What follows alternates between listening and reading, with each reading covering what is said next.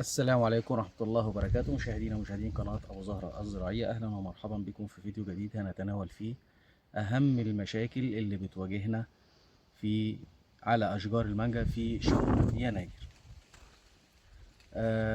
أحب أعرفكم بنفسي، أنا المهندس حسام أبو زهرة، صاحب قناة أبو زهرة الزراعية، استشاري مزارع المانجا. طيب، ايه المشاكل اللي بتواجهنا على الاشجار، سواء محلي سواء اجنبي، او اشجار لسه ما دخلتش في مراحل الانتاج في هذا الشهر؟ لان شهر يناير هو الشهر اللي رطوبة عالية، درجات حرارة منخفضة، ممكن توصل للصقيع. اول حاجة يا جماعة لازم نتكلم فيها، اول حاجة الري. لازم يكون عندي اهتمام بالري في التوقيت ده، يكون اهتمام غير عادي. يعني اعتبر ان انت في المحصول في الموسم، ولكن الاهتمام بتاعي اللي انا اقصده هنا مش ان انا اقعد اروي، لا، ان انا ابقى واخد بالي كويس قوي من مناخي في المنطقة، واخد بالي قوي من درجات الحرارة، وخصوصا درجة الحرارة الليلية. لو انا عندي ري، مثلا انا عامل حسب برنامج بتاعي، مثلا في المزرعه اللي انا فيها عامل برنامج كل 15 يوم، كل 20 يوم، كل شهر، يبقى انا ما ارتبطش بالبرنامج اللي انا ماشي بيه وانا عندي درجه حراره ممكن تاذيني. يعني عشان انا مصوم يبقى اكبر دماغي؟ لا، الشجره مش ما يمشيش معاها الكلام ده. فلازم يكون عندي اهتمام بالري في التوقيت ده، لان الشهر ده لو انت جالك امطار، جالك صقيع، فلازم تروي ريه احنا بنسميها ري الطوارئ، ضروري جدا. دي اهم حاجه. لو انا ما كنتش راوي قبلها بيوم، يعني لو درجه الحراره جات لي النهارده قليله، قلت النهارده بالليل، بس انا كنت راوي امبارح، خلاص. انما لو انا كنت راوي امبارح، مش هروي، عشان ما اعملش عندي مشاكل في منطقه الجذور تحت. لكن لو عندي امطار وكنت راوي امبارح، يبقى في الوقت ده لو عندي ملوحه شديده في التربه، يبقى لازم ادي ريه، واراعي في التوقيت ده ان انا اسحب مع الريه دي معالج ملوحه لو انا عندي ملوحه شديده. طب الملوحه قليله، يبقى هكتفي بالري عشان اغسل منطقه الشعارات الجذريه فقط، اللي هي الروت زون. طب انا دلوقتي لو عندي كنت راوي وجات ريه شديده وهسحب ري عشان الملوحه، يبقى لازم اسحب معالج للاعفان معايا، عشان خاطر ان انا ما اديش فرصه لفطريات التربه انها تهاجم الشعارات الجذريه بتاعتي. دي اهم حاجه في الري. تاني حاجه اللي احنا بنهتم بيها في التوقيت ده، المقننات السماديه اللي انا هشتغل بيها. انا لازم اشتغل في التوقيت ده بتسميد بعناصر او باشياء معينه، عشان احمي الشجره بتاعتي من ضربات او البروده الليليه، ضربات البروده الليليه او الصقيع اللي ممكن يواجهني. انا عايز الشجره بتاعتي تتحمل البرد، يبقى لازم انا اكون مدي حاجات بتدفع الشجره انها تدفي نفسها وقت ما يكون فيه درجه حراره منخفضه. ولذلك في اشجار كبير جدا، اشجار في مزارع كتيره جدا بدأ يبان عليها اعراض البروده من فتره كبيره، يعني من تقريبا من اول شهر ديسمبر. وبرضه احنا اتكلمنا في مشاكل شهر ديسمبر وقلنا نعمل ايه. طيب، ده بالنسبه برضه لموضوع الري والصقيع. طيب، لازم اعمل اخد بالي بقى دلوقتي من حاجتين. اول حاجه ان انا لازم، لو انا ما خلصتش الخدمه الشتويه، يفضل ان انا اخلص منها فورا في اقرب وقت في الشهر ده. يعني لو ما كانش النهارده يبقى بكره بالكتير.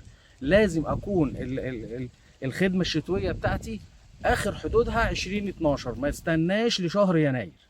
يفضل ان انا الخدمه الشتويه بتاعتي انزلها بدري شويه، من بعد 20/11 لحد نص 12 او 20/12 بالكتير قوي.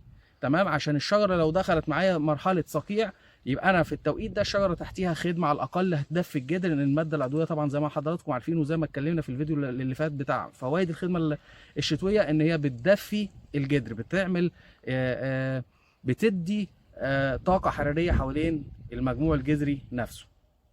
طيب، احنا عندنا برضو من الحاجات المهمة اللي في الشهر ده لازم ناخد بالنا منها، وهي ان انا لو عندي بقايا لعفن المرض، لمرض العفن الهبابي، لازم ادي رشة كويسة اغسله.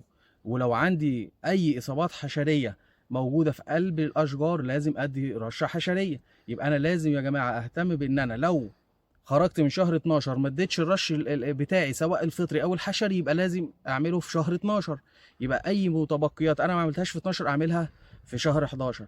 لو انا عندي في الاصناف بقى الاجنبي، لو اتكلمنا في الاصناف الاجنبي، لو انا عندي تكعيبه يبقى لازم اهتم بشد السلك دلوقتي.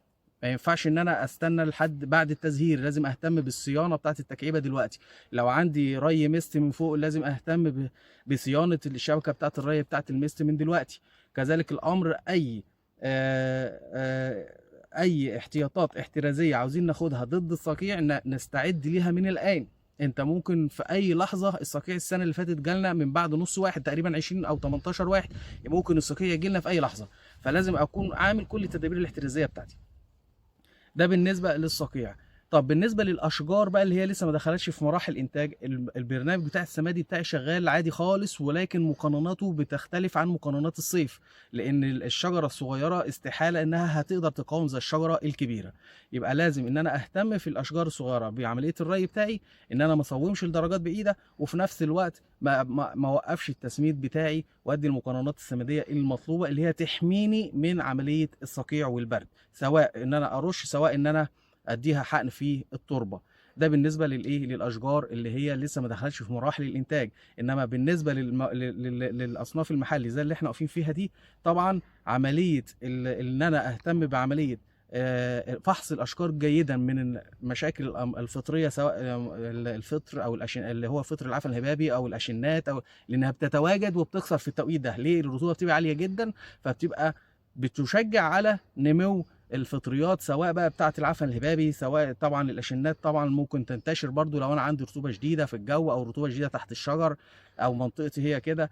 في بالفعل مناطق انضربت في الصقيع في الوادي، وادي النطرون تحت في الوادي الفارغ فعلا، والناس بعتت لنا صور وشفنا فعلا في صقيع نازل يا جماعه. وده مؤشر لينا ان كل واحد ياخد باله ويعمل التدابير الاحترازيه بتاعته من الان، يجهز نفسه من دلوقتي. لو عندك نت ابدا اعمل له صيانه برضو كذلك الامر، صين النت بتاعك من دلوقتي. دي بالنسبه ل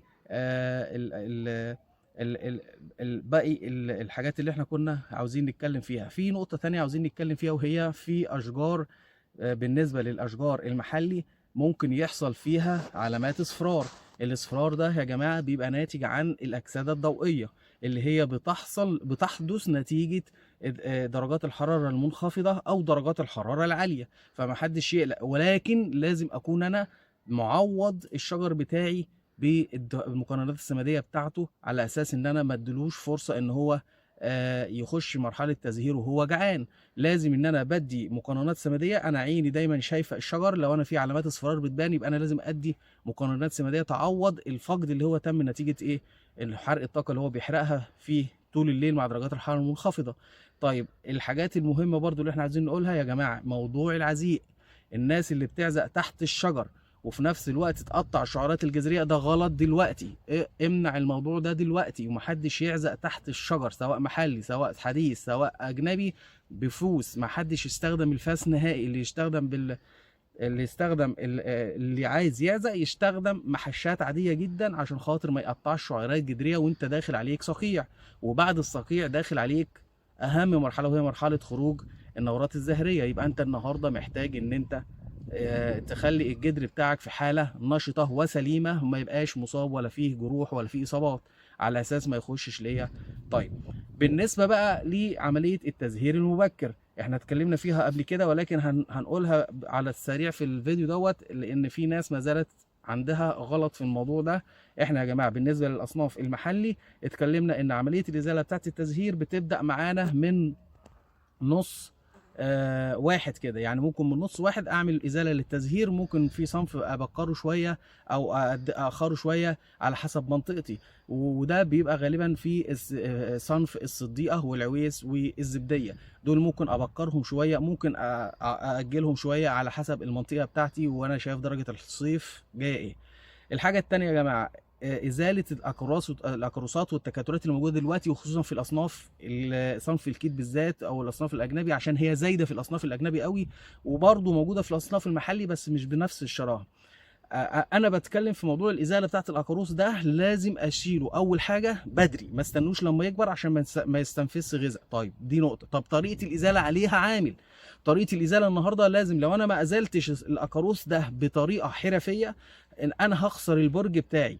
لان لو انا شلته دلوقتي برضو هيبدا البرج بتاعي يخش في مرحله تزهير. طب جه تزهير تزهير مبكر عايز اشيله، هيبدا البرج كله انا خسرته. فلازم ان انا لما بشيل العكروس اشيله بحرفيه. مجرد ما شلت العكروسات او التكتلات او الدايباك اللي حصل عندي، اعمل رشه فطري ضروري، عشان خاطر معظم الفطريات اللي هي او البكتيريا اللي هي بتهاجم الشجره بتهاجمها في التوقيت ده، عشان هي درجه حراره عاليه، درجه حراره قصدي منخفضه ورطوبه عاليه، فدي بتشجع على نمو معظم الفطريات والبكتيريا اللي هي بتواجه الشجره، ويبدا اثرها يبدا يبان معانا فين في الصيف مش دلوقتي.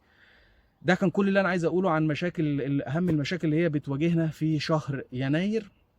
وكنا بنصور مع حضراتكم بتاريخ 5 يناير 2023. كان معكم اخوكم المهندس حسام ابو زهره، والسلام عليكم ورحمه الله وبركاته.